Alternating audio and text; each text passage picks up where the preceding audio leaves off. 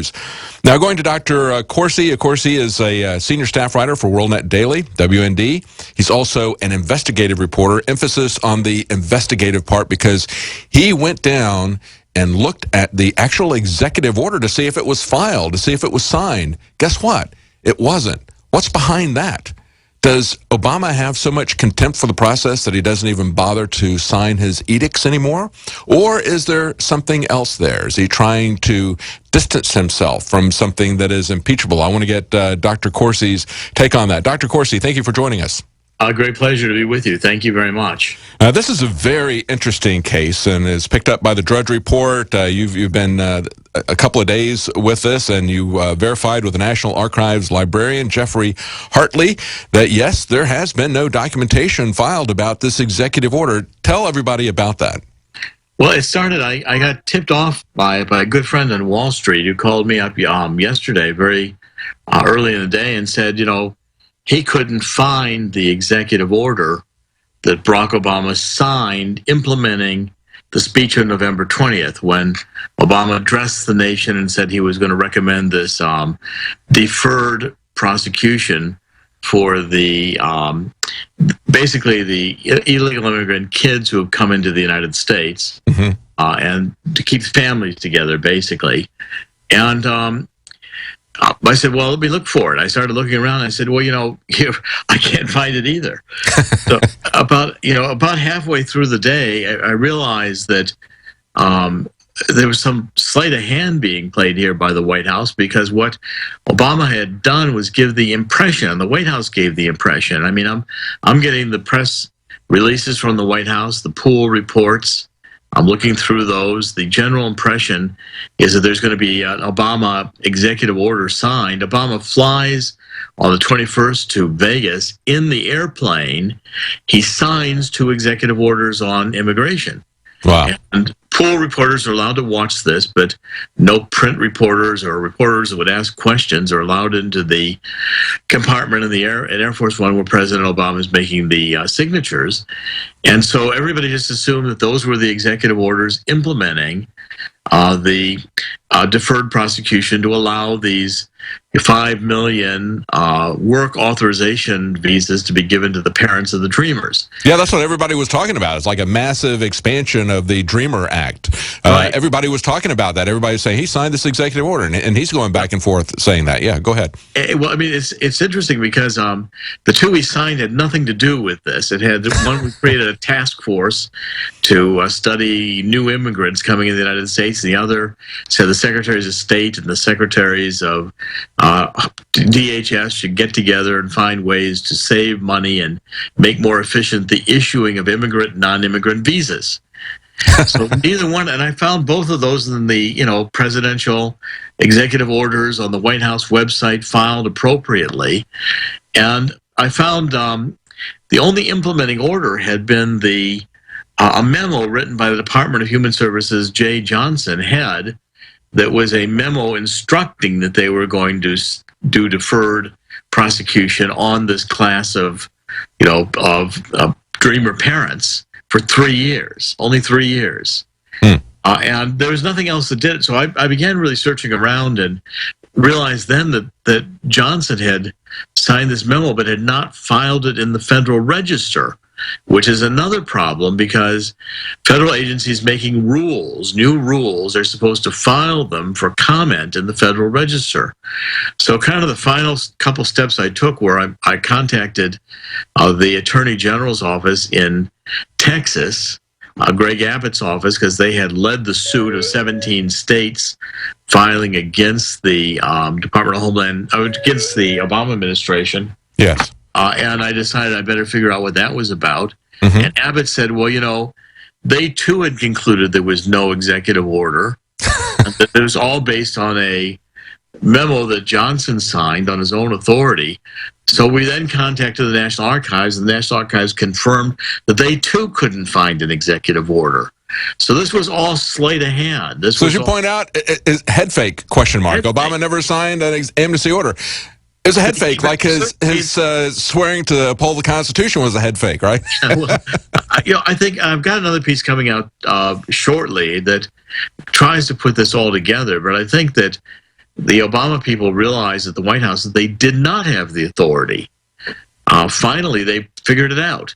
As Obama has been saying for years, to change the law, which is what he wanted to do. So he kind of shuffled it off to Jay Johnson and said, "You change the law, and I'll make like I'm changing the law."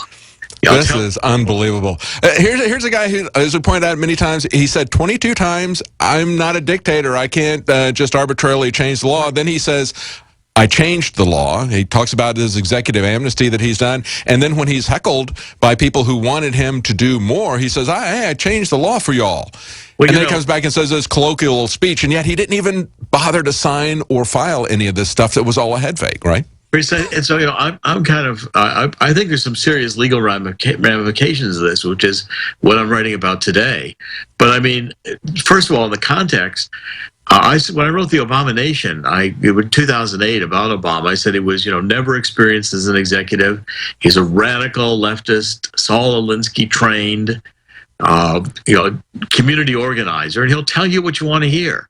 Yeah. And I think we're now living in the Gruber era, after Jonathan Gruber, our MIT professor, has come out and blathered about how much smarter he is than all the rest of us, and he's so smart that he can pull off lying to us for our own good. Yeah, we need to change his name and make it a verb. We say we Grubered the data, we tortured it in a purpose to lie and to deceive, and I guess we could say that Obama Grubered his executive order. Obama Grubered amnesty. It's a story. Obama Gruber, he didn't do any executive order. All just a big head fake. I mean, thanks everybody for listening to the November 20th speech from the East Room of the Oval Office. Nice big central hall behind him. Was really an impressive facade, This is amazing. Now, they said at the Texas Attorney General's office, Governor-elect Greg Abbott said they were aware of this. I mean, what's the implication of this for the lawsuit that they filed? It's got some pretty serious implications. I mean, one of the implications are that Jay Johnson's out there on his own. And if anybody's going to get criminally prosecuted for spending money that wasn't authorized, it'll be Jay Johnson now, and Obama can say, well, I don't know what he did. He did whatever he wanted to do. I didn't tell him to do that. Jay Johnson changed the law. I didn't change the law. Jay Johnson. I didn't build it. He did it. It's the same thing Obama is saying about Lois Lerner. Yeah. Obama gave speech after speech after speech saying how we got a Tea Party and Citizens United, and they're taking advantage of the tax deferred. And Lois Lerner says, well, I'll fix that. I'll make sure none of them get through. Yeah. So she creates an enemies list and starts discriminating, which is against the law, against political applications on political basis for tax deferred status. Well, here again, Obama gives out the message, this big speech, November 20th, and Jay Johnson says, don't worry about that, Mr. President. You don't have to sign anything. I'll go ahead and do an executive order you don't have to do an executive order. I'll do a memo. And so, I mean, the next thing we're going to do is Obama say, I'm going to give you an executive order, not sign one, put it in the drawer and say, I'll tell you what it means later on. Well, this is very troubling on a lot of different issues, because we really have hit into this Alice in Wonderland government that we've got here.